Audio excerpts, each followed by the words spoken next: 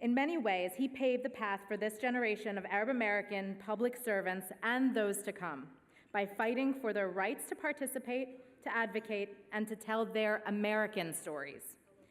His always wise but sometimes tough counsel that he's given to foreign leaders, elected officials here at home, and several White Houses, both in person and via his weekly columns. Dr. Zogby has always done so as a proud Arab American, the son of an undocumented immigrant, and most importantly, as an American. It's been a bumpy road, but thankfully, his fight continues. As Gibran said, I've learned silence from the talkative, tolerance from the intolerant, and kindness from the unkind. Please welcome James Zogby.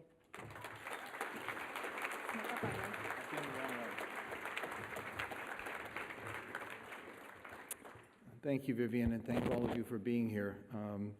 Eileen, it's been a bumpy ride, hasn't it?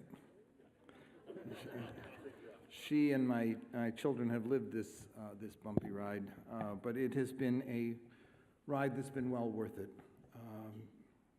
I am in constant awe of the generation that is coming, the work they're doing, the principles that they hold dear, and the accomplishments that are still before them.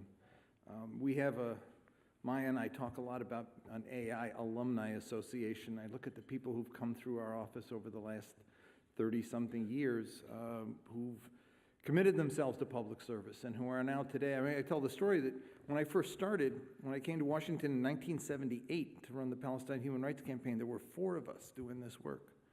And no organization in town had an Arab American. In fact, it was really hard to be an Arab American back then. And now we're running so many groups, and now we are in key positions despite the fact that people tried to keep us out. It's changed. A big difference has occurred.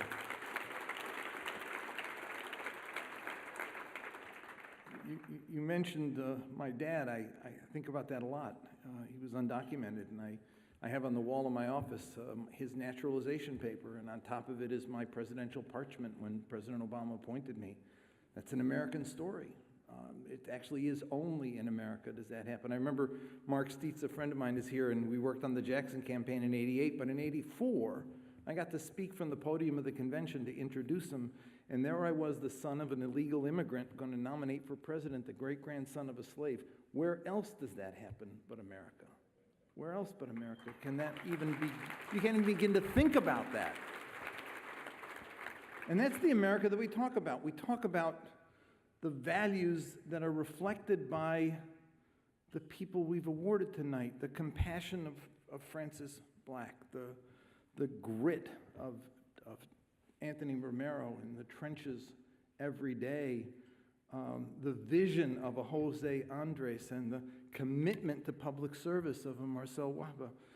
Those are values we hold dear, but as Anthony mentioned, there actually isn't just, we talk about it sometimes. Good and naive people will say, when they look at intolerance and look at bigotry, they'll say, that's not America. That's not American. That's not who we are. Unfortunately, that is who we are. That is who we have always been. We were founded as a nation in original sin. Remember that. We were founded in slavery and genocide against Native Americans and the occupation and colonization of the Southwest. That's who we were. It's who we are becoming that is different. That's what makes us different, is that we have the capacity to change. And we have, through our entire lives as a nation, been fighting to actualize the ideals of who we want to be. But those two Americas stand in contrast all the time. And in different times when we become lax and don't remember who we are capable of being, who we want to be, we fall prey. We fall prey to bigotry and intolerance. I mean, how many times did people say, it couldn't happen here? It's happening here now. We have to know that and act on it and think about it. We have to be as vigilant in fighting today as those in the past fought to end slavery, those in the past to get women the right to vote, those in the past fought for civil rights, those who in the past fought for the 8-day work week and the end of child labor. I mean, it didn't just happen. I mean, we talk about the moral arc. It doesn't just happen. Our better angels don't act on their own. They need us as agents to make that change. That's what we honor, are the people who act to make the change happen, to actualize the America that we hope for and want to be, that we want for our children and for our grandchildren. I think about that a lot. I think about how in our entire history this tension has always been there. This conflict of these two visions of who we are has always been there. And I'm confident, I'm an optimist, I believe we win, but it doesn't happen without struggle and hard work. It doesn't happen without an Anthony Romero. It doesn't happen without people who are fighting to make it happen. I found a poem by Gibran.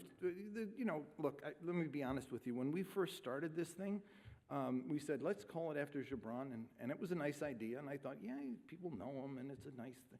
So let's find some quotes we can put up. I spent one hell of a night reading the volumes of Gibran's work. My God, it's sick. I mean, I'm sorry, but it's soupy, it's drippy, this is not, I'm sorry, Francis, in Ireland you've got poets that speak from the heart. This was a guy with anyway, let me just stop there. He is immortalized in but there was another side of Gibran that you don't know. And he wrote a poem that I just love that speaks to me. It was about Lebanon, but it speaks to me about today. And listen, he says, you have your Lebanon and its problems. I have my Lebanon and its beauty. You have your Lebanon and its people, and I have mine and its people. And I'm going to just excerpt. Your people are those who croak like frogs, boasting. They rid themselves of their ancient and tyrannical enemy, but the truth of the matter is this tyrannical enemy still hides in their very souls. Who among them can say, when I die, I leave my country a little better than I was born? Who among them dare to say, my life was a drop of blood in the veins of Lebanon, a tear in her eyes, or a smile on her lips? Those are the children of your Lebanon. They are, in your estimation, great, but in my estimation, they are insignificant. Let me tell you who are my people, the children of Lebanon. They're the farmers who turn a fallow field into a garden and a grove. They're the shepherds, the parents who tend the nurseries. They're the builders, the potters, the weavers, the bell casters. They are the poets who pour their souls into new cups. They are those who immigrate and with nothing but courage in their hearts and become great. They're victorious wherever they go and loved and respected wherever they settle. These are the children of my Lebanon. What will remain of your Lebanon after a century? Tell me. Except bragging, lying, and stupidity, do you expect the ages to keep in its memory the traces of deceit and their cheating and their hypocrisy? I say to you, while the conscience of time listens to me, that the songs of a maiden collecting herbs in the valleys of Lebanon will outlast all the utterings of the most exalted prattler among you. I say to you, you're achieving nothing. If you knew that you were accomplishing nothing, I'd feel sorry for you, but you don't. You have your Lebanon, I have my Lebanon. I could write that about America today. I could write that about any period of history in any country in the world. Two visions competing for who we want to be. We've got a lot to do, but I'm confident with leadership like the leadership here, with people whose commitment to public service, whose grit and determination, whose compassion, whose vision. Thank you for letting us honor you, because in honoring you, we honor what we want to be. And thank you again for being with us, all of you, for making this happen. Thanks to a marvelous staff without whom none of this could happen. Every year I say, damn, we're not doing it again.